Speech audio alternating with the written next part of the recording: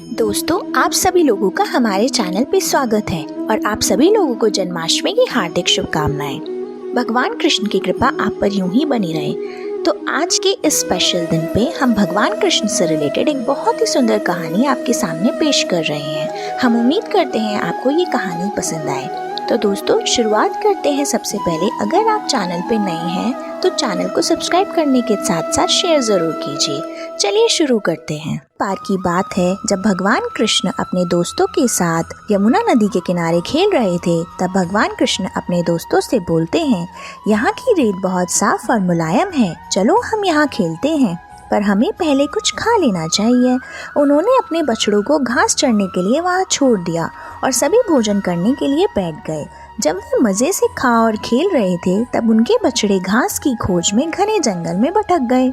जब ग्वालों ने अपने बछड़ों को वहाँ नहीं पाया तो वे उन्हें ढूंढने लगे। ग्वाले उनके नहीं मिलने से बहुत ज्यादा डर गए थे।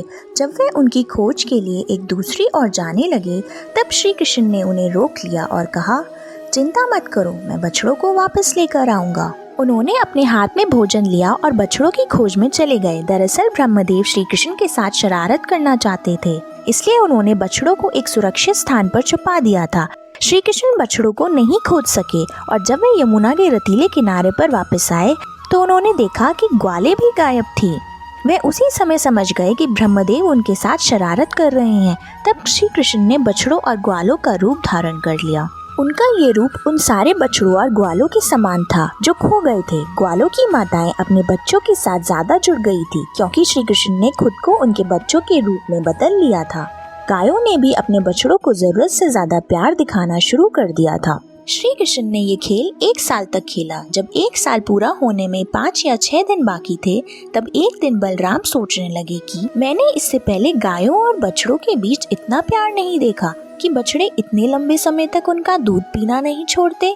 ब्रज के लोग भी श्री कृष्ण से ज्यादा अपने पुत्रों को प्यार दिखा रहे हैं।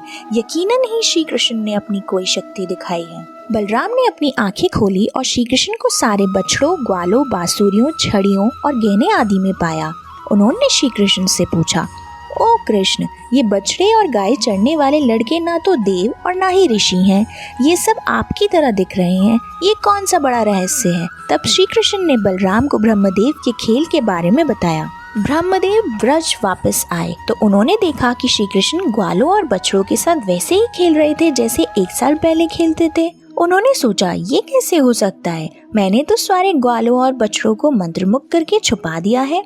दूसरी तरफ उन्होंने देखा कि ग्वाले और बछड़े अभी भी वहाँ छुपे हुए हैं जहाँ वे उनको छुपा कर गए थे। वे बुरी तरह घबरा गए।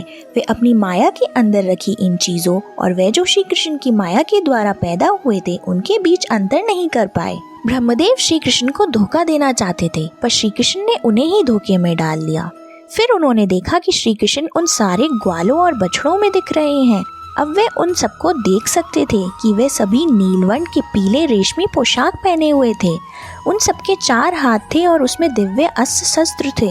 सभी अपने सिरों पर ताज, कानों में कुंडल, चूड़ियां, पैरों में घुंघरू और अपनी उंगलियों में चमकती अंगूठियां पहने हुए थे। उन्होंने यह भी देखा कि बहुत सारे ब्राह्मण श्री कृष्ण की पूजा कर रहे थे। ये सुंदर दृश्य ब्रह्मदेव को आश्चर्यचकित कर रहा था। श्री कृष्ण ने अपनी माया का जाल उतार दिया। ब्रह्मदेव फिर से अपने होश में आ गए और बार बार श्री कृष्ण के पैरों में गिरकर प्रार्थना करने लगे। उनकी आंखों में आंसू थे। वे उनकी प्रशंसा करने लगे। फिर ब्रह्मदेव ने सारे बछड़ों और ग्वालों को उनकी असली जगह पहुंचा दिया। श्री कृष्ण फिर से ग्वालों और उनके बछड़ों को साथ लेकर वहां गए जहां वे उनको भोजन करता हुआ छोड़ गए थे। हालांकि उस बीच 1 साल का समय गुजर चुका था, लेकिन श्री कृष्ण के मित्र सोच रहे थे कि यह वही पल है जब श्री कृष्ण उन्हें छोड़ गए थे। श्री कृष्ण अपने दोस्तों और बछड़ों को ब्रज वापस ले आए। तो दोस्तों, हम उम्मीद करते हैं कि आपको कहानी अच्छी लगी होगी। तो दोस्तों, एक बार फिर आप सभी को जन्माष्टमी की हार्दिक शुभकामनाएं। भगवान आप सभी की मनोकामना पूरी करें। हरे कृष्ण।